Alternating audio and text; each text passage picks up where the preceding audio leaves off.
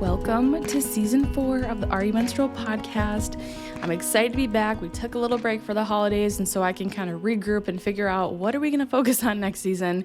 And I also made a Patreon, which you probably heard about in the introduction.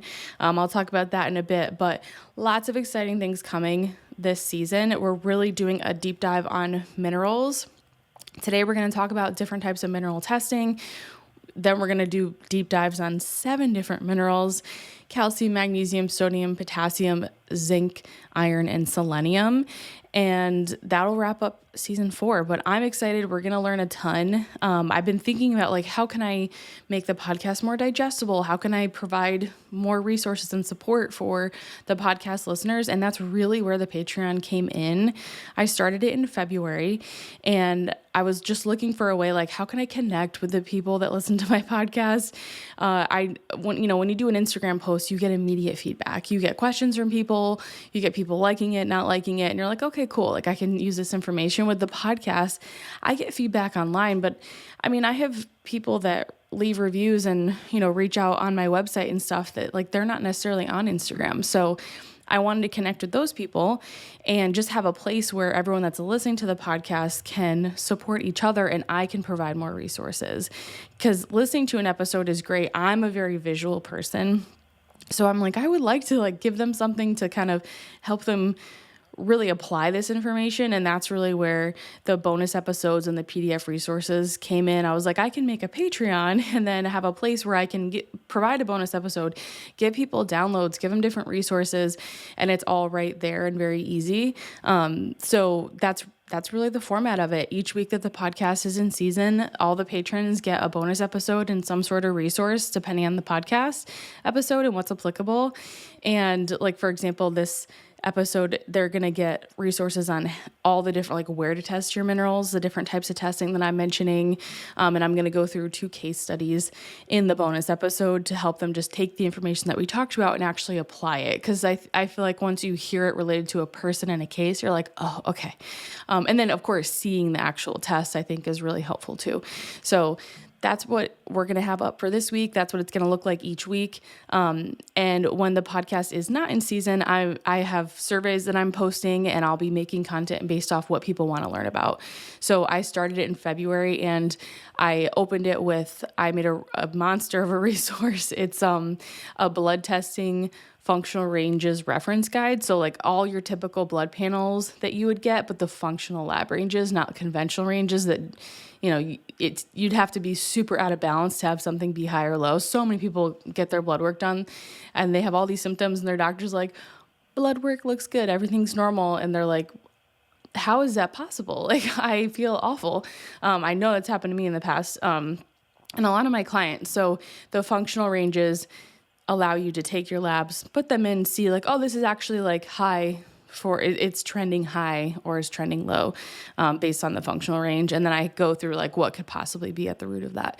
So very cool resource. And I'm going to keep doing things based off what people are asking for.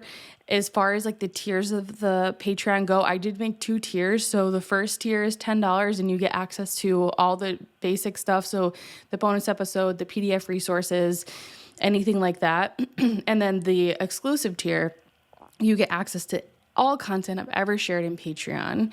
So when you join on the basic tier, you just get access to what's coming that month, which, when the podcast is in season, it's 4 bonus episodes and 4 resources. So it's a lot.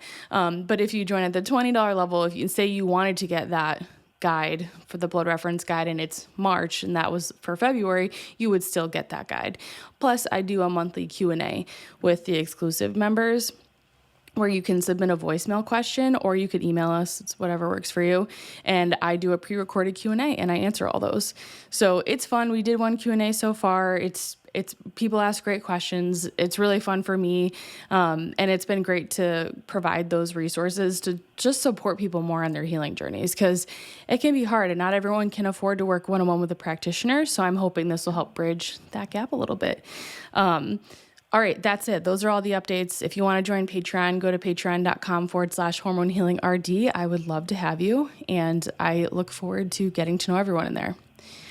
So before I dive into mineral testing, the 3 different types that we're going to talk about, just a quick reminder, this podcast is for informational purposes only. So I'm talking about mineral testing today, so there's not like a ton here, but just as always, like I'm a dietitian, but I'm not your dietitian. So just talk with your healthcare provider before you make any nutritional lifestyle changes, just to be safe. All right. So before I go right into mineral testing, I just want to do a very brief recap of why minerals are important in case anyone is new here, or just, if you haven't thought about minerals in a while or why all this information could be applicable to you. We'll just make sure we cover that first. So minerals can feel complex, and they are. I don't think that's a bad thing, because I feel like people think they need to know like what minerals are synergistic with each other. So that just means like what minerals work together and enhance each other's functions, and then what minerals are antagonistic, meaning they can push each other out of balance or impair the absorption or how one's being used in the body. I don't necessarily think we need to know every single intricacy in order to support our minerals. And even just to like appreciate how significant they are, I think we really just need to understand like, okay, why do these matter in my body? And then what are some simple steps that I can get started supporting them? So when it comes to why minerals matter, I always talk about how they're like spark plugs because they kick off reactions.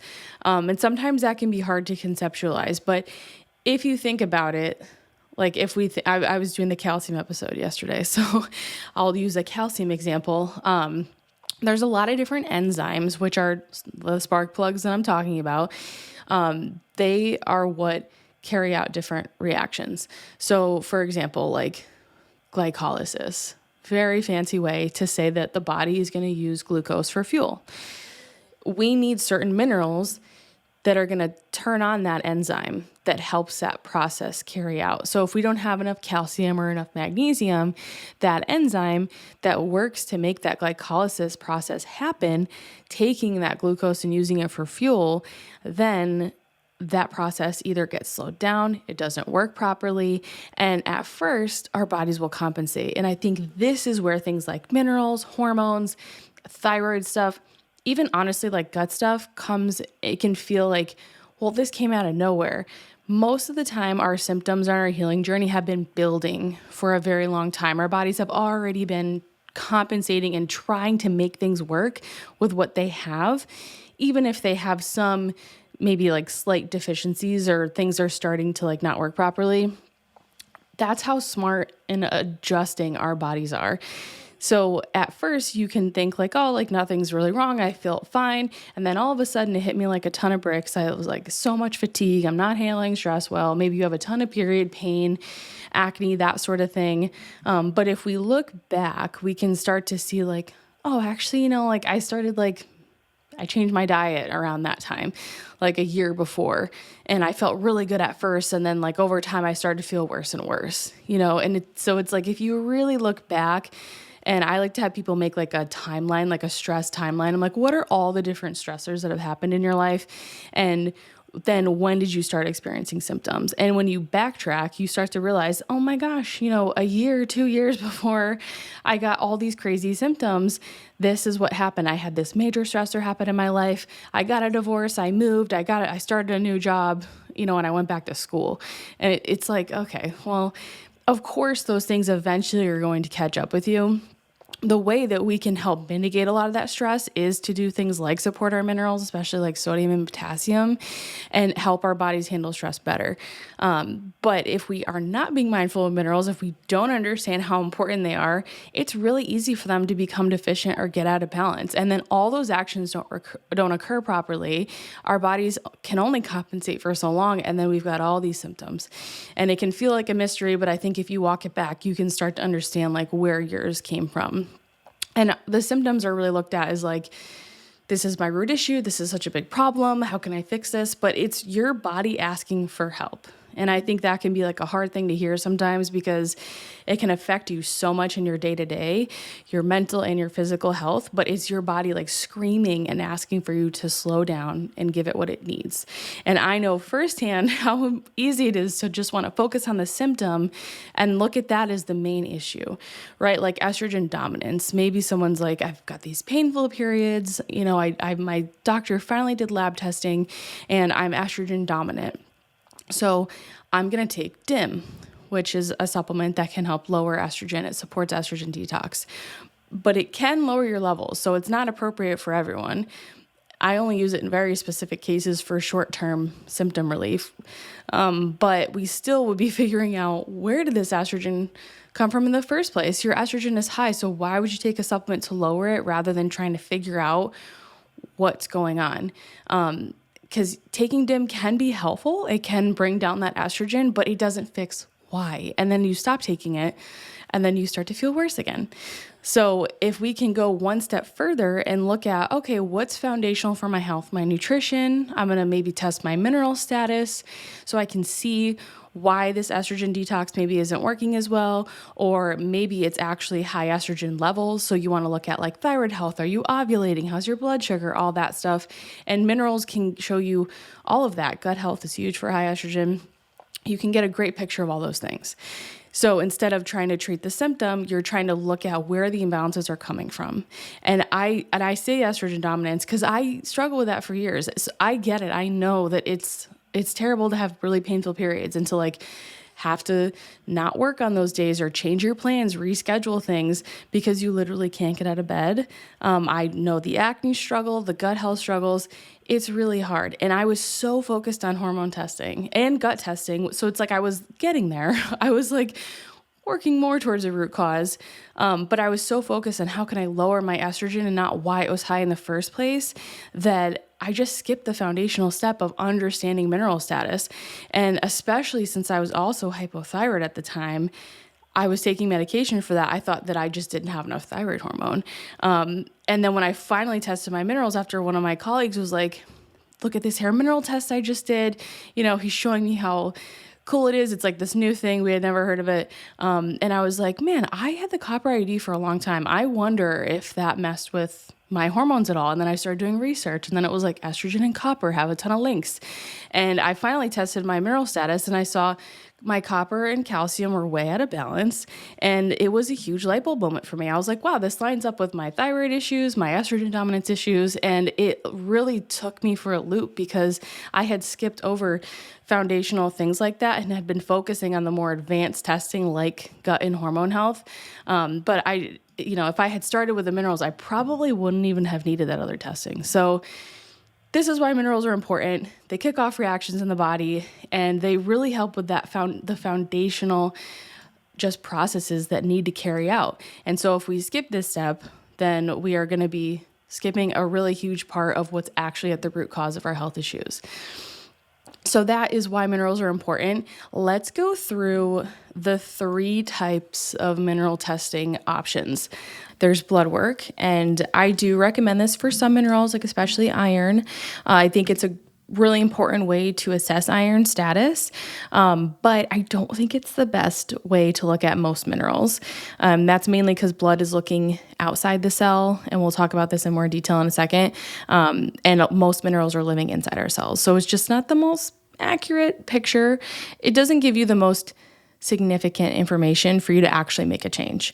And I think when we're doing lab testing, if we're not going to make a change based off the lab, then it's kind of pointless to do the lab in the first place. So that's one piece of it. Blood work. You can also do urine testing. So I do utilize urine testing for iodine because iodine is not measured in hair. It's not accurate. There are markers that you can use to get an idea of if you may have an iodine deficiency, but they're not perfect because I've seen plenty of people have iodine deficiencies that didn't have all the markers. So iodine through urine. I don't look at anything else through urine. You could. I don't think it's necessary. I think it depends on what you're trying to figure out. But for the general population, you would not use urine other than for iodine. And then hair testing. So I do utilize hair testing for everyone that I work with. I obviously have the Master Your Minerals course. Hair testing changed my life and really the trajectory of my healing journey, which I think is important because I was not going down a path where I was going to get to my root cause and actually get rid of my symptoms in a sustainable way. And that's how I found it to work for other people. Especially if you start with hair testing, I just think it's like the best way to get started.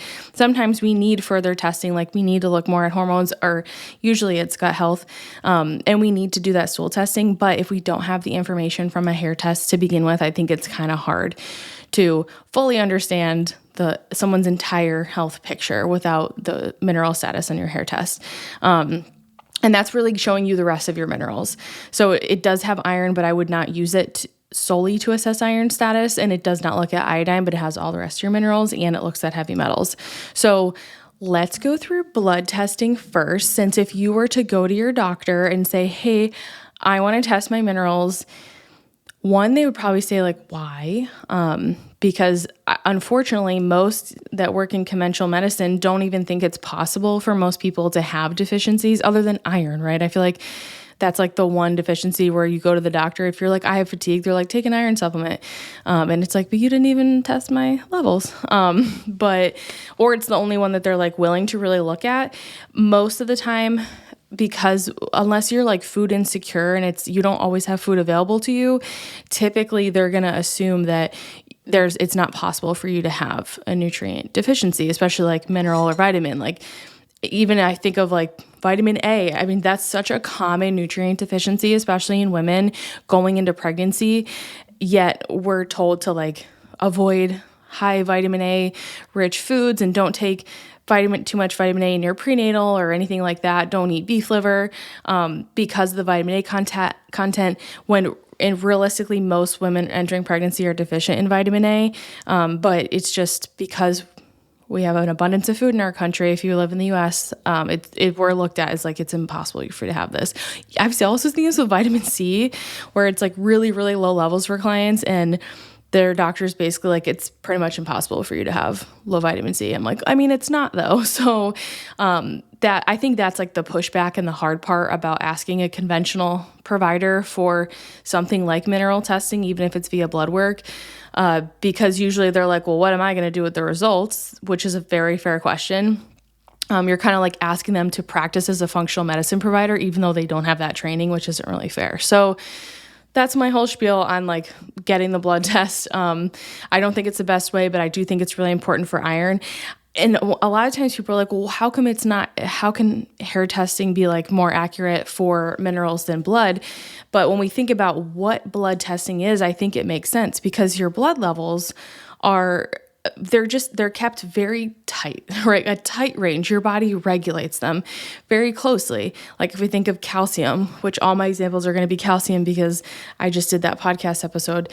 But if we think of calcium, that is a very tight range that we keep it in our blood. When it gets too high, we'll excrete more through our urine. When it gets too low, we'll excrete less through our urine. So our body will compensate in different ways. And it does this with all of our minerals. So if we want to get rid of more, we'll get rid of them through sweat, urine, or stool. If we don't have enough, then we'll take them from other places. So magnesium or calcium, we'll take them from our bones and teeth. That's where the majority of them are, our tissues. And then if we have too much, again, the other way that we can get rid of it, get it out of the blood, keep that level quote unquote normal, is to store it somewhere in an organ. Like excess iron often gets stored in the liver. So the blood range is, by the time that gets out of range, like it's not like they never do, otherwise we wouldn't do it, but by the time your blood work is out of range, especially for a mineral, that means that your body has already been compensating in a ton of different ways for a while before then. So it's not like it's completely useless, but if you're someone that maybe you don't feel great, you go to your doctor, you share your concerns, and you're like, I want to do some testing, let's do blood work, and everything comes back normal, like that's what I would keep in mind is like, you're not crazy.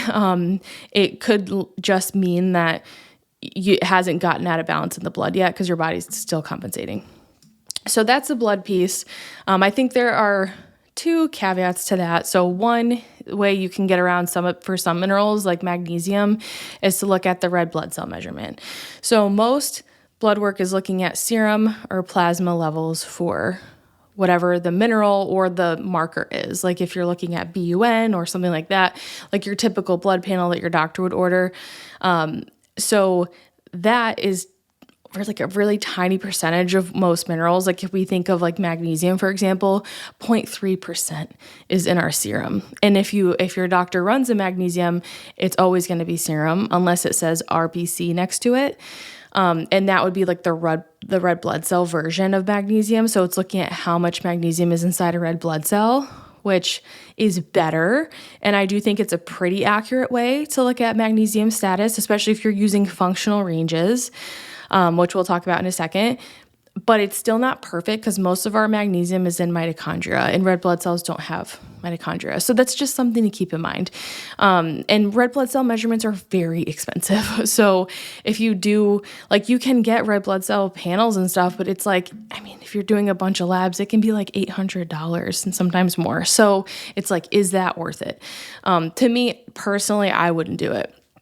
But you can do it for some. Like I have plenty of clients that'll get magnesium red blood cell if they're trying to understand if their magnesium status is improving, like based on what we're doing, and say they don't want to do a whole nother hair test. That is definitely an option, just because it's going to be way more accurate than like a serum level. The other caveat is that you could use functional lab ranges, and it's the same blood test, but you're just taking those results, and instead of comparing them to like the lab reference ranges, you'd be comparing them to functional ranges. And reference ranges, they can vary lab to lab, so keep that in mind. But most of them are defined as a set of values that 95% of the normal population falls within. And that means you can have healthy and unhealthy people come within that same normal reference range. So like you could have someone that's healthy and like that could be like an optimal level for them, but someone that's unhealthy, and so maybe that's not optimal for them. And you're supposed to say, okay, so mine is normal. I feel like it's one of those things where it's like, usually they're wide ranges, and yes, like most of people would fall within it. And if you're really, really sick, you'll probably fall out of it. But it's like a lot of people now are trying to be more proactive about their health, and they're trying to not settle or deal with debilitating symptoms until they can't do it anymore. They're trying to like, okay, let me be a little proactive. Let me see if there's any lab tests that I can do. And then they're disappointed when they get the labs back and they're normal. If you use a functional range, that's going to show the ranges that are optimal based on the organ system. So are those nutrient levels actually optimal to support, red blood cell formation, iron circulation, that sort of thing? If I think of like, they have functional ranges for like liver enzymes and stuff like that, a lot of the times they're not marked low. Like I know a lot of people are worried about them being high, but they can actually be low because a lot of liver enzymes require minerals like zinc in order to function optimally. So it's one of those things where it's like, okay, we don't want to be necessarily like low either. Like we want to see a tighter range, and that's what functional labs do. Instead of having this wide range, it's usually a smaller range, and it's based on what's going to help that organ system depending on the lab function optimally, versus like what do we accept as normal in society. And it could be like healthy or not healthy. And I think the other thing is like how you're interpreting those labs matters. So like if most of us have done labs a number of different times. Unless you're a practitioner, you may not be looking back and comparing your labs. Oftentimes people will be like, oh, yep, got my lipid panel, it was normal. And I'm like, okay, was it the same as your last one, or do we have changes there?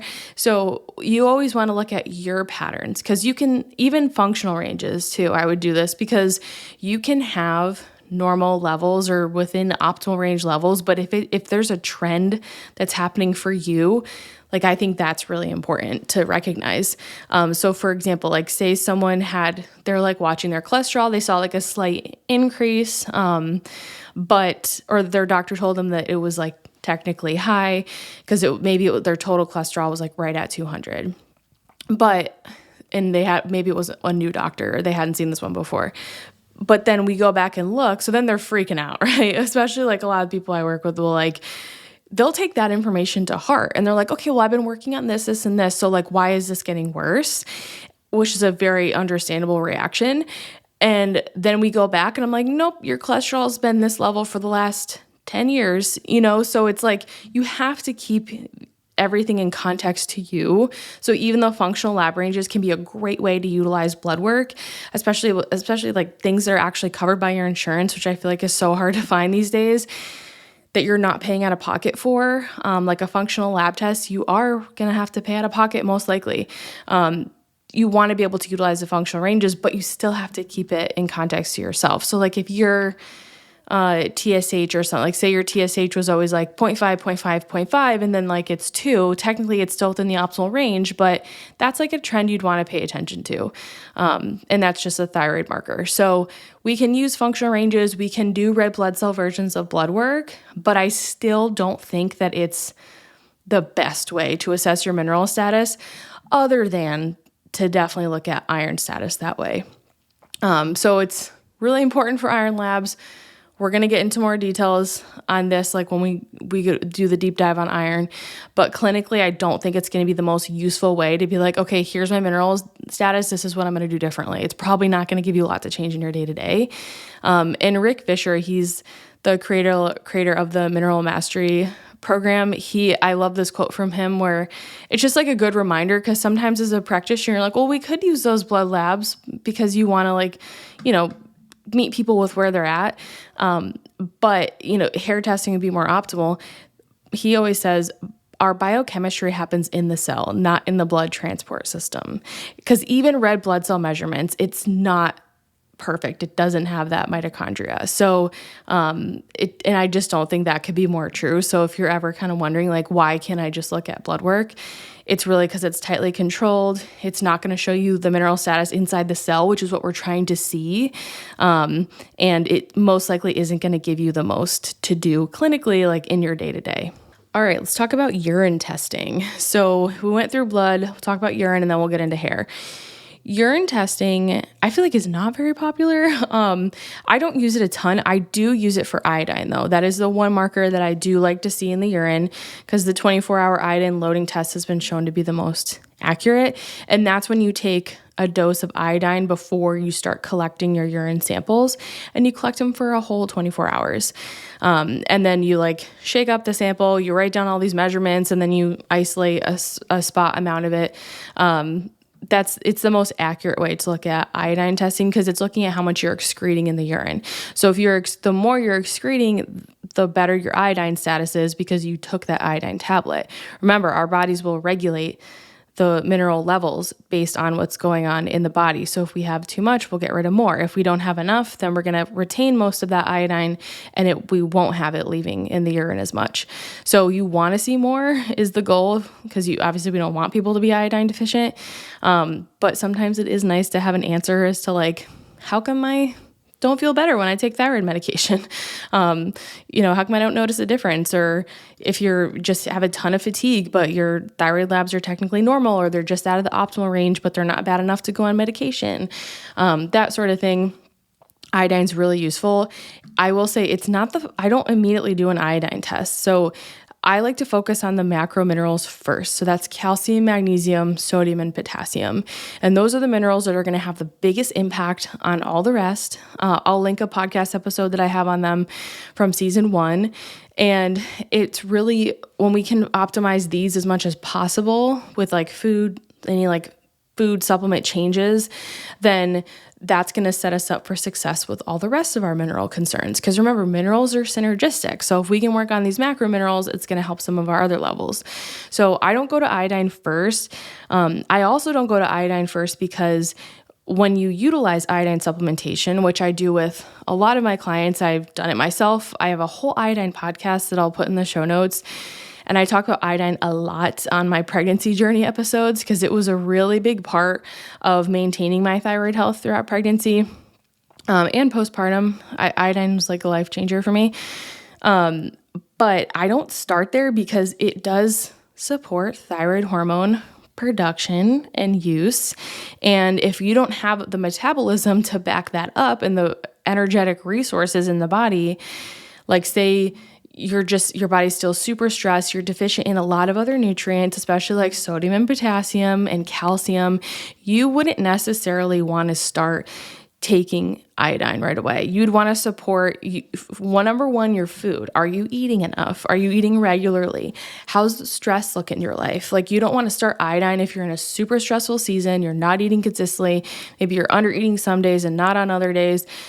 You haven't figured out the exercise thing. Like, maybe you're still addicted to like exercising constantly. We don't want to add iodine to like an already stressful situation. It's not going to help. But it is really helpful when someone has been working on the foundations and putting other minerals first. And then they're in a place where they're like, I'm definitely feeling better. I've seen these improvements. But I still have these main concerns, especially when it's related to like thyroid labs, thyroid health in general, fertility. I just think it's so important for fertility. So many people enter pregnancy in an iodine deficient state, and our thyroid works so hard during pregnancy and postpartum. So I think it's really important in that season of life. And then that way, then you can start working on it and addressing it. I think one thing we want to keep in mind when it comes to iodine testing is that halogens can impact those test results. So halogens are other compounds that are basically have the same chemical structure as iodine. So think iodine, think chlorine, fluorine, and then bromine. They all have a very similar chemical structure, so they can bind to iodine receptors in the body. So for this reason, if you have a lot of halogens, like if you've had a lot of chlorine exposure, a lot of fluoride exposure throughout your life, then you can actually get those iodine test results back and have your levels look really good because those iodine receptors already have another halogen bound to it. So your body's going to get rid of that iodine that you took before you did the loading test. So you can get false positives. You can test for halogens with the urine test. I personally don't add this on because half the time I never see them out of range. What I prefer to do is have someone salt load before they do an iodine test, which is when you utilize a small amount of salt a couple times a day, 2 weeks before you do an iodine test, and that will help clean off some of the halogens from the iodine receptors. And if you're in the bonus episode, I'm going to go through exactly how to do salt loading because it's a process. And then I'll have like written instructions for you guys too. And you can join patreon.com/hormone healing RD if you want to get access to that. But if you do that first, I found that like I had someone they did their iodine test because we wanted to see, she's like, I don't think I've had a lot of halogen exposure, but she didn't want that to impact her results. So she got a test and then I got her another test, and we're like, let's just see the difference between like her doing it off the bat and then she redid it with salt loading. It was a significant difference. And I was like, well, thank goodness we did this. And ever since then, I'm like, everyone's going to salt load because I want to get an accurate picture of iodine. Like, again, what's the point of doing the test if it's not going to change what you're doing? So that is urine testing. They do also have organic acids testing, which is oat tests. A lot of people utilize these for nutrient status markers because they're looking at byproducts. So basically it's measuring byproducts. And so if there's like a certain level of them, then it could indicate an imbalance in different vitamins and minerals. You can also look at like, fungal markers, gut health, that sort of thing, digestion, all that stuff. They're cool. But I don't think I learn a ton more from an oat test that I wouldn't learn from like hair testing, urine and blood. Like unless if I do have someone with a very significant mental health concern, health history, I do like to do oat testing, but they require a very skilled practitioner to interpret it and apply it to you without giving you a billion supplements, and just to help it make sense if you do have a mental health concern. So I think they can be helpful, but it's not one that I'm necessarily using for minerals. But I figured someone's probably going to ask about it. So the oat test is technically a urine test, and it can give you information on micronutrients, but I don't think it's the most applicable for most people. All right, let's talk about hair testing. We'll wrap it up with hair mineral testing. This is my favorite way to look at mineral status. So blood work I really like using for iron panels. urine testing I use for iodine, and then hair testing I use for the rest of your minerals. So hair testing is going to look inside the cell. That's why hair tissue, we're looking inside the tissue. And that is really showing us what our mineral status is, how our minerals are being utilized. Sometimes we see high levels on a hair test, and that can mean that you are using up a lot of that mineral, like magnesium, for example. Very common to see high magnesium on a hair test. It's just a sign that your body is stressed and it's using that magnesium. We can also see high levels. That's a sign that you have too much of a mineral, like calcification. For example, if calcium's really high, especially if it's like above 170, you can get what's called a calcium shell, and that can lead to unwanted health concerns with like muscle cramping. You can experience like higher blood pressure. Usually high calcium is going to lower your magnesium, which can lead to blood pressure, hypertension issues. It can also lead to heart health concerns. I did a whole episode on cholesterol that's so important for our heart health, but I think we overlook things like calcium and calcification, which also really increases our risk of heart disease, heart attack, and stroke. So things like that would be a big red flag to be like, okay, am I taking calcium supplements? Am I taking too much vitamin D? That can raise calcium and cause calcification like that. Too low of vitamin D can also cause calcification. So it's like Goldilocks, finding the right amount. And then, I really like to look at things like potassium, because potassium, 98% of it is inside the cell. And I would say that's one mineral that is just so looked over and just underappreciated. When it's so important for blood sugar, it can literally shuttle glucose into our cells. And then it's really important for thyroid health too, amongst many other things. So it's one of those minerals where I'm like, we could all use a little more potassium. Obviously, unless you have like end-stage kidney disease. But again, I'm a dietitian. I'm not your dietitian, so talk with your healthcare provider. I think most people could use more potassium though, especially from food. And that is one that is really hard to see out of range on blood work. And by the time it is, I've had clients that have had very, very low potassium on blood work, and it's like, can't even be read on their hair test. It's so low. So really great for looking inside the cell, especially our intracellular minerals, and then seeing our stress response, right? Instead of just seeing like, is something high or low, we can see, okay, if sodium is super, super high and really way higher than potassium, like you're probably in that first stage of stress, that alarm stage. What can we do to reduce that stress response and support your body out of that, nutrient-wise, and also like, lifestyle-wise? Or is your potassium really, really high and then your sodium starting to go down? That's a sign that you could be more in like the exhaustive stage of stress, or just low minerals in general can be a sign. So it's one of those things where you get a lot of insights into like your stage of stress, how you're responding to stress. Are your minerals replenished? Are they depleted? Do you have some that are too high that could be causing certain symptoms or health issues? And can we make nutrition or supplement adjustments based on that information? I just get so much information from my hair test. I also really, really like that it looks at the last 3 months. I think that really sets it apart from other lab tests. Like blood is a moment in time, 24-hour urine test is 24 hours, but even like Dutch hormone testing is over 12 hours. With a hair test, it's really rare that you get information for a 3-month period. So I love that, and I think it's really helpful when you're making health choices. And there's just so many things where we're like, I think of like period concerns. Like someone's like, oh, I had really bad cramps this period. What did I think? I didn't change anything I did this cycle. Like, where did it come from? It's like, well, what did you do the last 3 cycles? Because the last 100 days impacts your current cycle. So that's why I think hair testing is so appropriate when we're thinking about hormone concerns, and just extra helpful in general.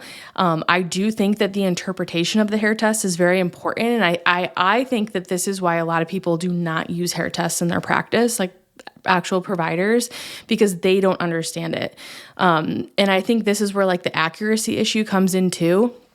There have been many studies done that it is very accurate for trace minerals, especially not for other nutrients, but specifically for minerals.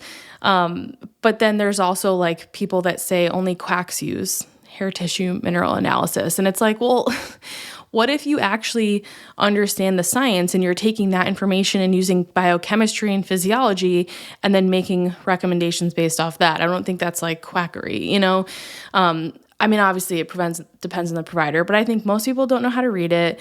They see a high level and they're like, oh my gosh, they have too much zinc. And it's like that could be a loss of zinc though.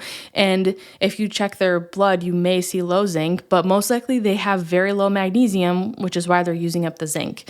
So if you can find someone that knows how to read it, or I have my course that teaches you how to interpret your hair test and make changes off of it, I think that's really, really important, because I feel like that's where the discrepancy with like, is this accurate? Is this useful? Is this real? Comes in, because like it is helpful, but it's not as straightforward as like, oh, you have a high level or a low level. It's okay. We don't want to just look at this one mineral. We want to compare it to all the rest of your minerals. Like I would never just look at a high calcium and then be like, we gotta just do this one thing to bring that calcium down. It's like, well, magnesium affects calcium, and so does boron, and so does copper. So that's the beautiful part of a hair test, is you get to look at all those different levels like side by side. And I'll just do a quick screen share of an example of like what the report looks like while I'm thinking of it. So this is what a hair mineral test looks like. It's 2 pages. I'm going to go through this test and one other one inside of the bonus episode in Patreon. But you can see this purple chart here. These are the main, like the majority of our minerals are here. We also have heavy metals right next to it. There's additional elements in the green box. And then on the second page, we've got significant ratios, toxic ratios, and some additional ratios. The most important are the nutritional elements box, the heavy metals, and then the significant ratios. I do think that certain things like rubidium can be helpful on the green box, but for the most part, that's where we're focusing. But this is what it looks like. So this middle section here, the white boxes, these are technically optimal. Like this line here is the ideal range. So you can see like sometimes we have really high levels of minerals and sometimes we have lower levels. We wouldn't take these as like, okay, this is literal. Like this person should stop taking their magnesium supplement.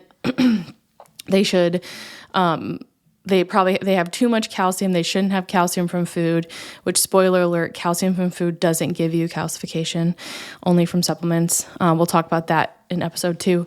But, like you wouldn't make recommendations. They shouldn't have salt, because the sodium is high. You wouldn't make recommendations like that.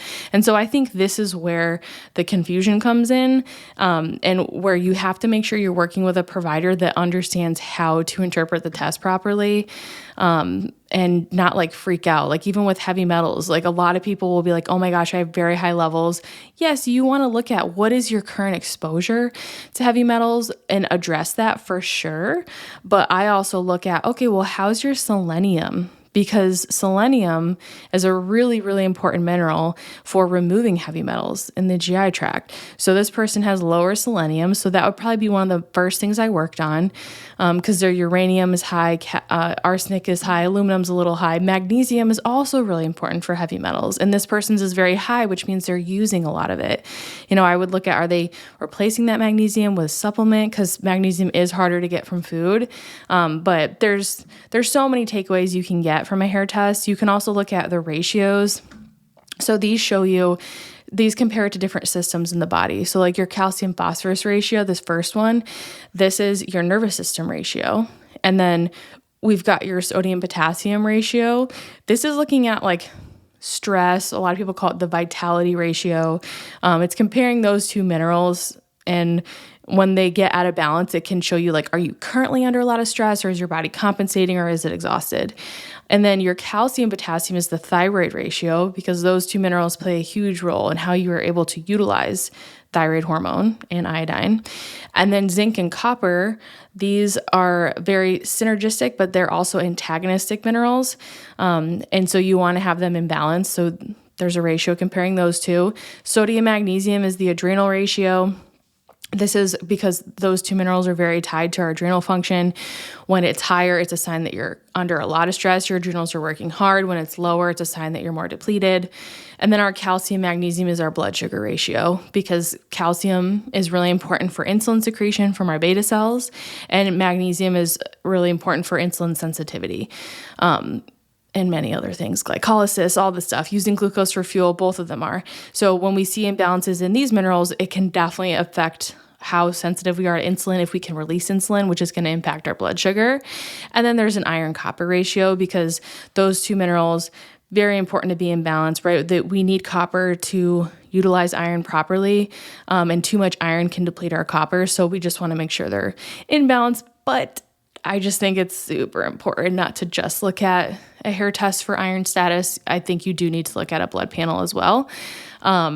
But those are like the major things. There's digestive markers on here, like phosphorus and cobalt can give us insights into stomach acid, protein intake, digestion. And then cobalt also can be like a sign of like liver detox, along with sulfur. There's markers you can look at to like see, could iron be at a balance? Like this person's iron is low, but their chromium's a little high, which can be a sign that iron's a little bit out of balance. Their copper is also very low, so we need copper for iron. And then they have like very high calcium, which makes me think, are they taking vitamin D supplements? Are they super duper stressed? They have a lot of mineral loss, right? They've got high calcium, magnesium, sodium, and potassium, which means they're losing these minerals. This is an energy loss, and it's a sign of stress. So my first thing with them would be like, where are their stressors coming from, and how can we start to minimize those? So that's just an example of what a hair mineral test looks like. And then, taking the sample is super easy. It's not a ton of hair. It's easy to do at home. You're going to use that little scale. It's about a heaping teaspoon of hair. You put it in your sample and you send it into the lab. When it comes to other issues with accuracy, the other thing I think is important. So when you're looking at research, I put a ton of research articles looking at the accuracy of hair mineral testing, because I know this is not mainstream and I know that there's a lot of like pushback. But I think if you're looking at it scientifically, that you're in a good place. If you're with the right provider, you're in a good place that will be accurate for you. The other thing you have to consider is the lab. So what are the lab practices? Because I think this is the hardest thing with the research around hair mineral testing and accuracy is repeatability. I do think this goes back to understanding the lab test, but like, can someone's results in one lab be repeated in another? One, they'd have to do the sample at the exact same time because it looks at the last few months. And I think that's very different from what most people are used to in research, because we're thinking blood work, right? A moment in time. So I think that's part of it, but also like, is the lab washing the sample? This is probably the biggest issue, and why when people are like, where should I get a hair mineral test? I only recommend 2 labs. I recommend Trace Elements. That's the one that I personally use. That's the chart that you just saw. I think you get the most information from it. It's the easiest to look at, and it gives you the most markers. Analytical Research Labs, also a great lab. They are both transparent. They do not wash the hair samples beforehand, and they are very transparent with the actual process of collecting and then completing the sample. I personally would not use any other labs outside of those 2. Those are both in the US. They can accept samples from other countries. I have on my website, on my Master Your Minerals page at the very bottom, you can scroll down the FAQ, and it says what countries they can't accept lab test samples from. It's quite a few. If you are like, I want to get a hair test done, but I can't, like I'm in one of the countries where I can't send it to the lab, you can reach out to them. The email is there on my website, and it says like, here's who you email, and they'll give you a recommendation in another country, because it's usually because they have contracts with other hair testing labs in other countries. That's why they can't accept your sample. So they can refer you to someone else. But if labs are washing the sample, then this is going to change the test results. So you want to make sure that you're working with a lab that you trust and has actual solid processing guidelines, or like standard operating procedures. So that's like a big part of it. And then the last part I do think is on the person, right? There are things to take into consideration before you cut your hair sample. Number 1, have you colored your hair? Like on my website, on the course, everywhere, it says like, if you have colored your hair, you need to wait 6 to 8 weeks. For most people, it's 8. If your hair grows fast, it could be 6. If you have highlights, you can cut the sample, just don't cut it from a part that is highlighted. Do you have hard water? Because that can affect your calcium level. And I go through in the course, like how to know if you have hard water. Here's how to wash your hair with distilled water in the meantime, or get a water filter to get that extra calcium out.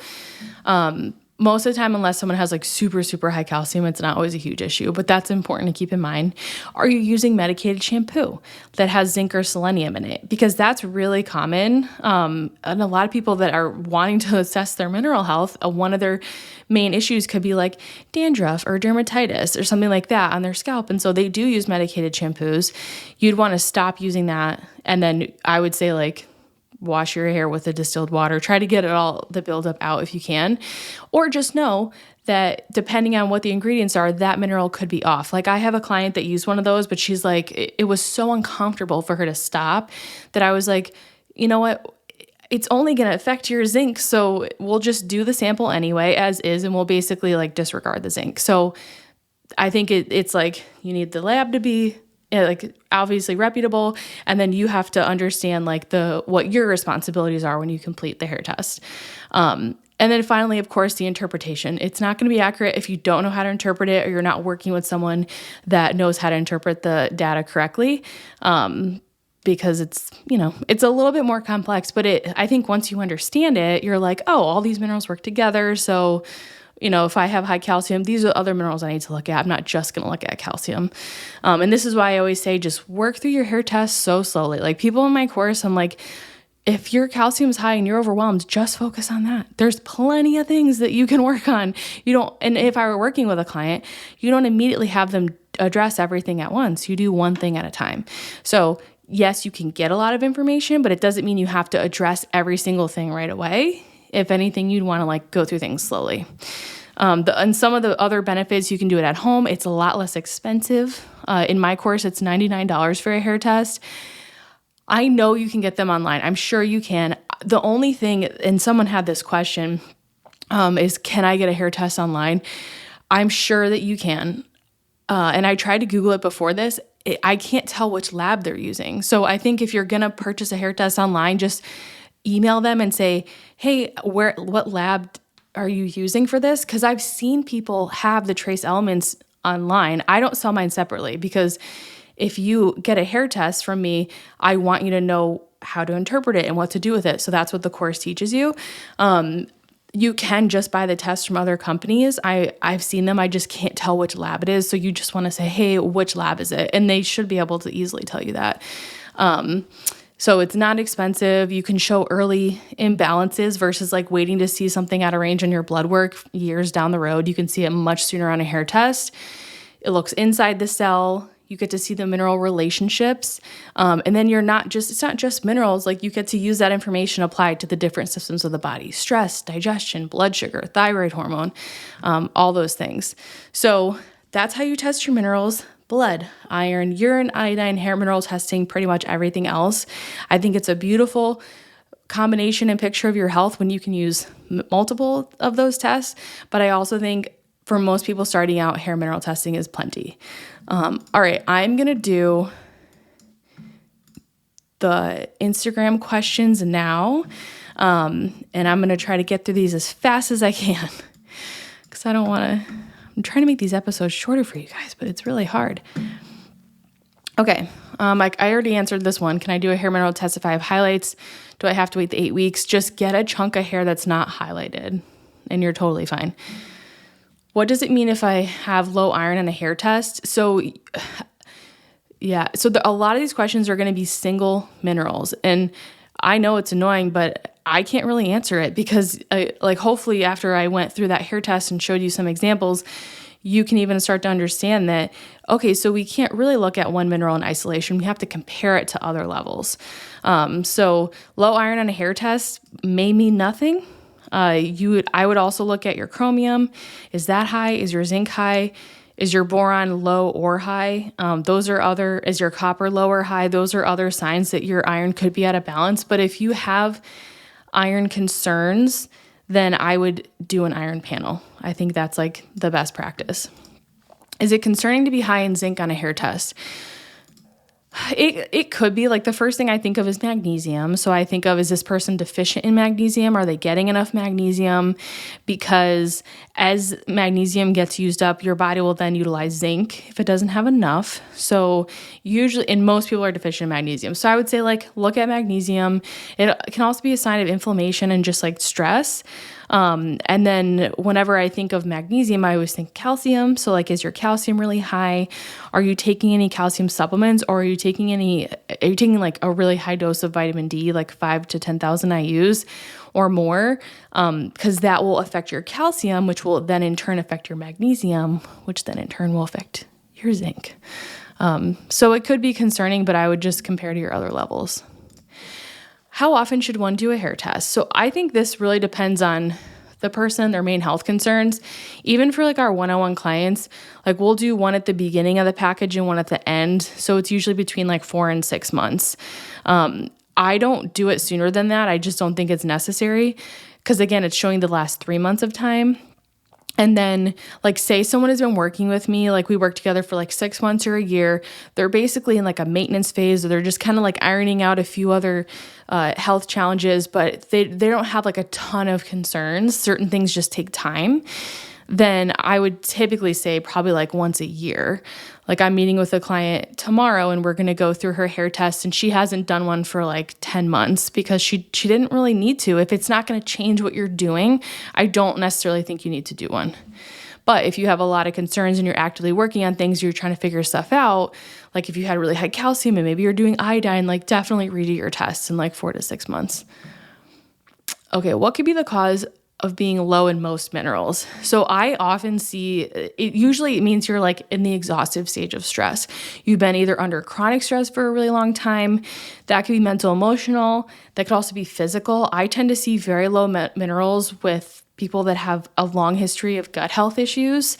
And sometimes people don't even know they have the gut health issues. So that may not resonate with you, but say, for example, like we're working with someone and we get their hair test back and it's like fast 4, this is their metabolic type. So they're like really depleted and their body's burnt out and most of their minerals are low. Then I'm almost always going to recommend a GI map stool test for that person, because they most likely have some gut stress going on, even if they don't necessarily have gut symptoms. I often see this with people with histamine intolerance, mold, if they're having a huge reaction to mold, mycotoxin exposure, and then pain. Like I think chronic pain is just so debilitating and stressful.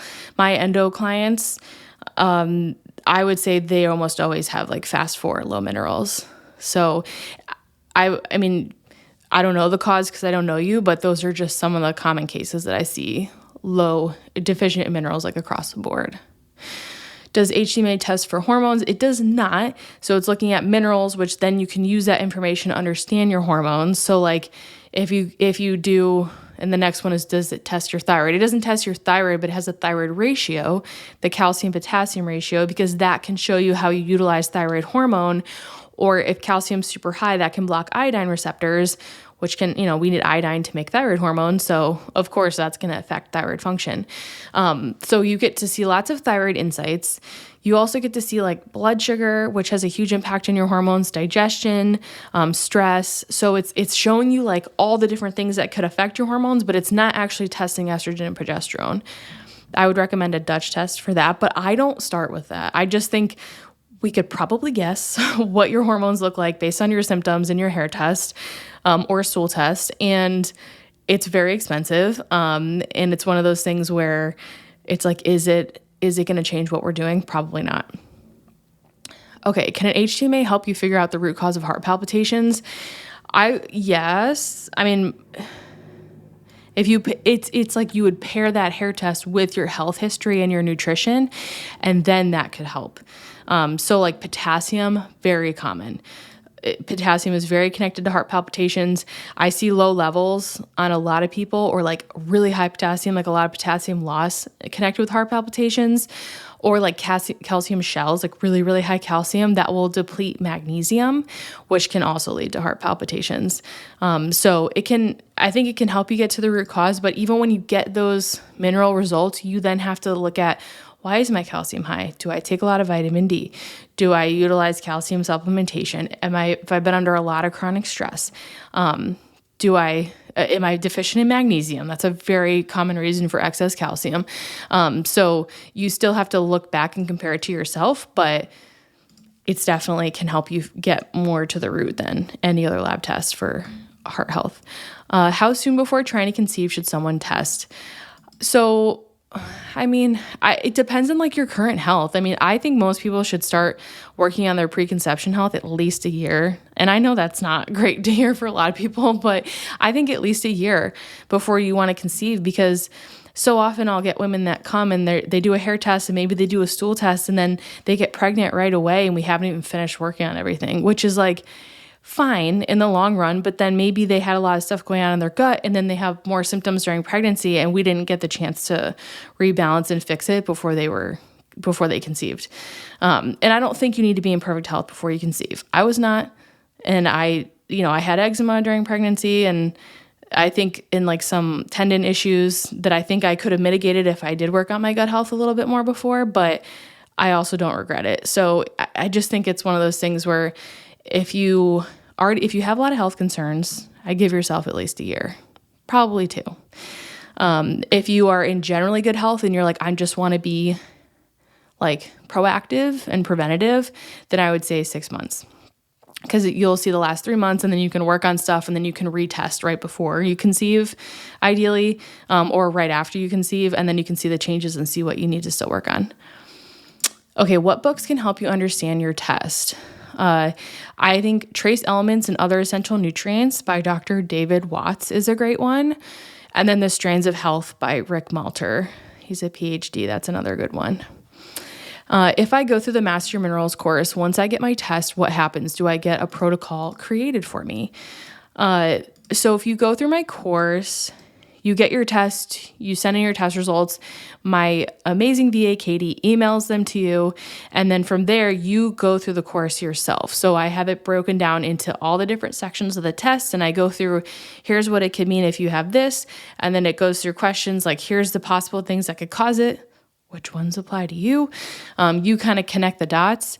And then there's a protocol section that has templates for different common mineral patterns. So like really high calcium, really low calcium, really high copper, low copper, high iron, low iron. I go through like sodium, potassium, all that kind of stuff. Do you have like really a lot of liver stress? Here's some tips for that. So there are protocol templates that you can easily follow, but you can also edit them and make them your own too. So we don't give you a protocol. You would get it through the course and you have to apply it yourself. I do have an option, and someone asked this, can you cover the different options you have in addition to the Master Minerals course if you want to connect for a review of our hair test? So for those inside the course, you can get a results review. So that's when we do a video recording of us going through your test, and then we make recommendations in a protocol. So if you're like, I don't want to do it myself, or if you go through the course and you're like, I want a second opinion, you can do a results review. We open them up every month and everyone on the list gets emailed. And then if you can bypass the course and all of that and just do one-on-one, we do take one-on-one clients as well. And you don't have to go through the course or anything like that. We just work with you one-on-one. A lot of people from the course will do it. I would say most just do the results review because they don't need the one-on-one. But we have a nice growing list of one-on-one clients that, I love one-on-one. I think that's where we get like some of the coolest work done, but the course was my way to make one-on-one more accessible to everyone. So those are the different ways. We also offer GI maps, so stool testing and hormone testing results reviews inside the course as well, because some people do need further testing, but you don't have to do any of those. You could just do the course. So, and let me see, what's the cheapest way to get a hair test? You could definitely Google like hair tissue mineral analysis. I've seen some websites like selling the Trace Elements ones, but I'm like, how is this real? Because when you sign up as a provider, you're like not supposed to do that. Like you're supposed to like teach them how to read it. So I don't know. I thought that was interesting. Again, like you could get one online. I would just reach out to them and say, hey, what company is this test through? And if it's Trace Elements or Analytical Research Labs, then I would say you're fine.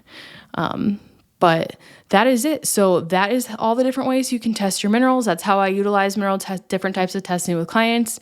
I answered a ton of the Instagram questions about the course. I hope that's helpful. If you want to join the Patreon to get the bonus episode, you can go to patreon.com/hormone healing RD. And I will see you in the next episode where we dive into calcium.